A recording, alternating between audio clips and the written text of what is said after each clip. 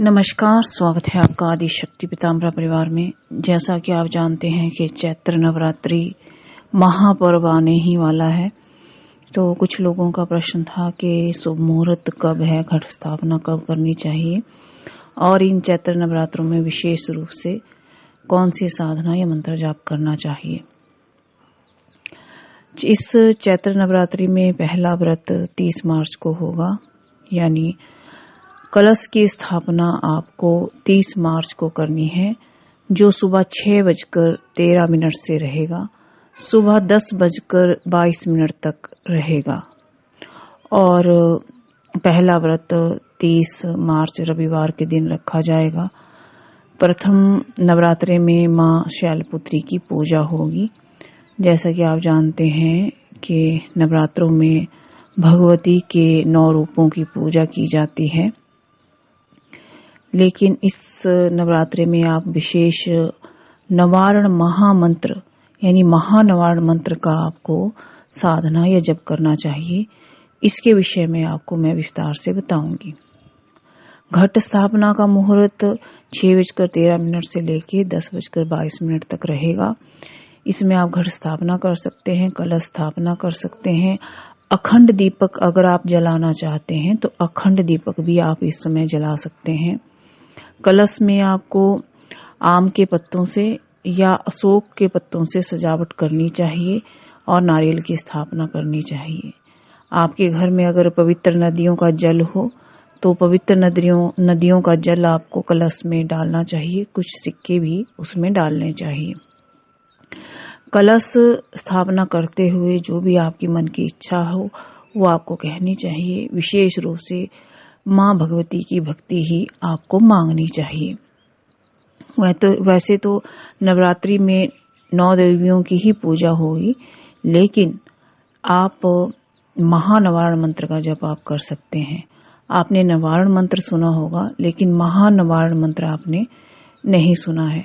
कुछ ऐसे भी साधक हैं जो किन्हीं कारणों से नवरात्रों में साधना नहीं कर पा रहे हैं, कोई ना कोई समस्या है, तो कोई बात नहीं, आप नवरात्रों के बाद भी महानवारण मंत्र का जप कर सकते हैं। नवरात्रों की तिथि रहेगी 30 मार्च से शुरू होगी। 31 को द्वितीय नवरात्रा और तृतीय नवरात्रा इकट्ठा ही रहेगा, और शनिवार को दुर्गाष्टमी है और नवमी को 6 अप्रैल को नवमी है, यानी रामनवमी और दुर्गा नवमी भी 6 अप्रैल को ही है। अब मैं आपको बताती हूँ कि आपको किस प्रकार से महानवारण मंत्र की साधना या जप करना चाहिए। अगर आपका भाव ये है कि आप प्रत्येक नवरात्रे में ही भगवती के 9 रूपों की पूजा करना चाहते हैं तो आप 9 रूपों की भी पूजा कर सकते हैं, प्लस आप दुर्गा नवारण मंत्र या महानवारण मंत्र का भी जप आप कर सकते हैं।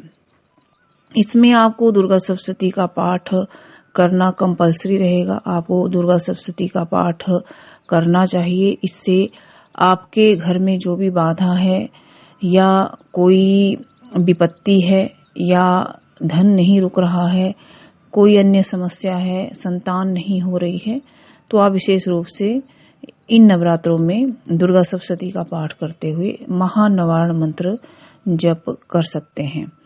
महानवारण मंत्र का जप करने के लिए आप किसी भी जाति से हों या किसी भी संप्रदाय से हों, इस मंत्र का जप कोई भी कर सकता है।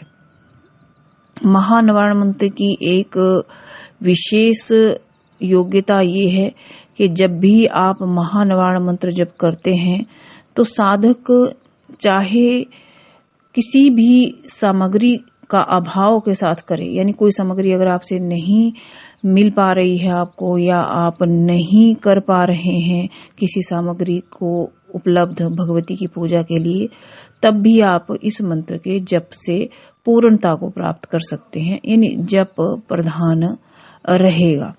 वैसे तो जो महानवारण मंत्र है उसका जो गायत्री है वो है ओम हूं घोर रावाय विद्महे मुंडमालिन्याय धीमहि तन्नो चामुंडा प्रचोदयात्, ये मंत्र है। इसमें आपको विनियोग भी करना है। भगवती त्रिशक्ति का ध्यान भी करना है। और जो साधक हैं, पुरुष साधक हैं, वो न्यास इत्यादि भी कर सकते हैं। अगर आपको ये लगता है कि आपका साधना में कोई कमी रह रहा है या आपके कोई सामग्री उपलब्ध नहीं हो पा रहा है, तो आप हमारे यहाँ से भी मंगा सकते हैं। और अगर आपको ये लगता है कि भगवती की कृपा आपके ऊपर नहीं हो रही है, तो भी आप महानवारण मंत्र का जप कर सकते हैं। भगवती से आप भक्ति मांगे। देखिए, संसारिक कामना तो सभी मांगते हैं, लेकिन आप भगवती से भक्ति मांगे। भक्ति मांगने से माँ की कृपा आपके ऊपर स्वतः हो जाएगी और जो भौतिक पदार्थ हैं वो आपको मिल ही जाएंगे। अब जानते हैं महानवारण मंत्र क्या है। मंत्र है ओम ऐं ह्रीं क्लीं महादुर्गे। ये नवारण महामंत्र है, नवाक्षरी मंत्र है। नव दुर्गे, नवात्मिके, नवचंडी, महामाये, महामोहे, महायोग निद्रे, जय मधुकैठ, विद्राविणी, महिषासुरमर्दिनी, धूम्रलोचन सहंत्री, चंड मुंड विनाशिनी, रक्त बीजांतके, निशुंभ ध्वंसुनी, शुंभ दर्पणी देवी, अष्टादश बाहुके, कपाल खड़वांग, शूल खड़ग खेटक धारिणी, छिन्न मस्तक धारिणी, रुधिर मांस भोजिनी, समस्त भूत प्रेतादि योग विध्वंसनी, ब्रह्मोन्द्रादि स्तुते देवी, माम रक्ष रक्ष, मम शत्रु नाश्य नाश्य, हरिम फट हुम फट, ओम ऐं ह्रीं क्लीं चामुंडाय विच्चे। ये मंत्र है और इस मंत्र का आपको प्रतिदिन अपनी सामर्थ्य अनुसार 700 जप करना चाहिए और 700 ही आहुतियां देनी चाहिए। इसका जो पूर्ण विधि विधान है वो आप हमारे यहाँ से लिखित रूप में प्राप्त कर सकते हैं। इसका विनियोग मंत्र, ध्यान मंत्र आप हमारे यहाँ से प्राप्त कर सकते हैं। आइए, साधना के नियम क्या रहेंगे वो मैं आपको बता देती हूँ। नवरात्रों में अगर आप ये साधना कर रहे हैं तो नवरात्रों में आप 9 दिन का व्रत रख सकते हैं और संकल्प ले सकते हैं। आप अगर स्वस्थ हैं पूर्ण रूप से तो आप फलाहार पर भी ये जप कर सकते हैं। ये अगर आपको कोई गंभीर बीमारी है या आपको दवाई वगैरह लेनी पड़ती है या शरीर साथ नहीं देता है या कुछ ऐसा कारण है कि आपको एक समय भोजन करना ही है, तो आप बिल्कुल सात्विक भोजन करें, बिना लहसुन प्याज का भोजन करें। मांस, मदिरा, मछली या अंडा ये तो पूर्णतः निषेध रहेगा। नवरात्रों में आप नाखून, बाल इत्यादि ना कटवाएं, दाढ़ी ना बनवाएं। स्त्रियां हैं तो बाल ना कटवाएं और स्त्रियों को हमेशा सौभाग्यवती रूप धारण करके इस साधना को करना चाहिए। चोरी, चुगली, निंदा, अहंकार से दूर रहना चाहिए। दशांश हवन करना चाहिए। मंत्र की दीक्षा ले लेनी चाहिए। अभिमंत्रित सामग्री का प्रयोग करना चाहिए। अपने गुरु का सम्मान करना चाहिए। माता पिता का सम्मान करना चाहिए।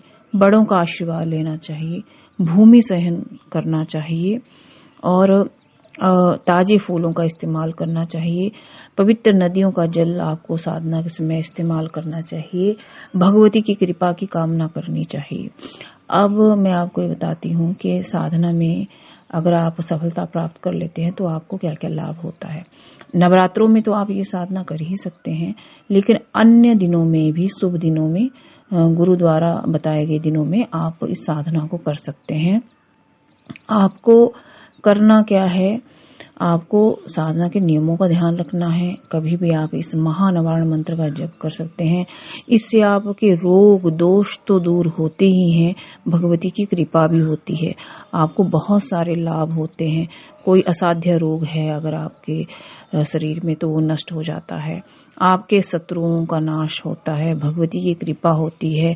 यदि आपके शरीर पर प्रेत है या कोई नेगेटिव ऊर्जा है या यहाँ तक देखा गया है कि गंधर्व कई बार स्त्रियों के शरीर पे कब्जा कर लेते हैं, तो उन सब प्रेतादि, भूतादि और कोई भी ऐसी नेगेटिव एनर्जी हो, चाहे वो स्त्री तत्वों की नेगेटिव एनर्जी हो, जैसे यक्षिणी है, भूतनी है, प्रेतनी है, कोई भी नेगेटिव एनर्जी वो आपके शरीर से रिमूव हो जाती है। अगर आपको लगता है कि मुझे नवरात्रों में कुछ एक लाभ प्राप्त हुआ है इस साधना से, तो आगे भी आप इस साधना को एक बार दीक्षा लेने के बाद आगे बढ़ा सकते हैं। आप कभी भी शुभ दिनों में ये साधना कर सकते हैं, भगवती की कृपा होती है। ये नवारण मंत्र से जो है 1 लाख गुना ज्यादा शक्तिशाली है। अब आपकी इच्छा है कि आपको ये साधना कैसे करनी है, कब करनी है। नवरात्रों में कर लीजिए, नवरात्रों के बाद अन्य जो शुभ दिन होते हैं उसमें कर लीजिए। आप कभी भी ये साधना गुरु आज्ञा से कर सकते हैं। उचित सामग्री का आपको प्रयोग करना चाहिए। हाँ, यदि कोई बहुत ज्यादा गरीब है, उचित सामग्री का प्रयोग नहीं कर पा रहा है तो अलग बात है।